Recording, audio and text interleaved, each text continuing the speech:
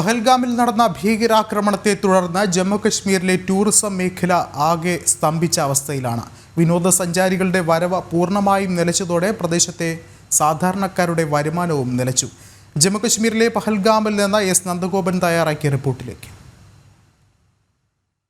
ഇക്കഴിഞ്ഞ 22-ന് ഭീകരാക്രമണം നടന്ന പെഹൽഗാമിലാണ് ഞാനിപ്പോൾ ഉള്ളത്.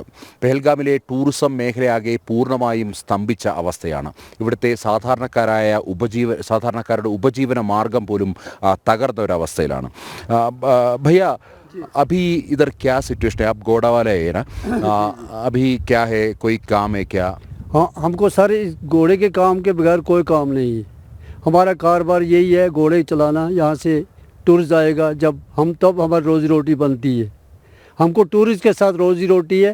होटल वालों को है, टैक्सी वाले को है, यहाँ पर रेडी वाले हैं, दुकानदार हैं, हर को टूरिस्ट के साथ का यहाँ काम है. हम टूरिस्ट को मोहब्बत चाहते हैं. टूरिस्ट हमारा फिर आना चाहिए. हम टूरिस्ट को ऐसे समझते हैं जैसे हमारे अपने बेटे हैं, अपने बच्चे हैं, अपने बाप हैं, अपनी माँ हैं. हम ऐसे समझते हैं अपने टूरिस्ट को. तो हमारा टूरिस्ट आना चाहिए. टूरिस्ट ये होटल हमारे खाली पड़े, यहाँ इनके पास लेबर भी है, हर एक के पास लेबर है, तो उनके भी गुजारा बनना चाहिए. हम लोगों को गरीबी हालात में हम खाली घोड़े का काम, ये हमारे घोड़े 4 पड़े, ये 2-3 दिन से ऐसे बेकार हो गए. जी हाँ, अभी क्या है प्लान? ऐसा हमारा प्लान ये है, हम हिंदुस्तानी हैं, कट्टर हिंदुस्तानी हैं, और हम हिंदुस्तान के साथ रहना चाहते हैं. हमारा हिंदुस्तान है, हमारा हिंदुस्तान के साथ खून जाएगा. हम हिंदुस्तान के साथ खून देने में तैयार हैं. तो उसके बाद में हम ये चाहते हैं यहाँ पर हमारी ये टूरिस्ट आना चाहिए. हम टूरिस्ट के साथ बहुत प्यार करते हैं. टूरिस्ट हमारा आना चाहिए. वैसे हमारी रोज़ी रोटी चलने जैसे चलती थी. जी,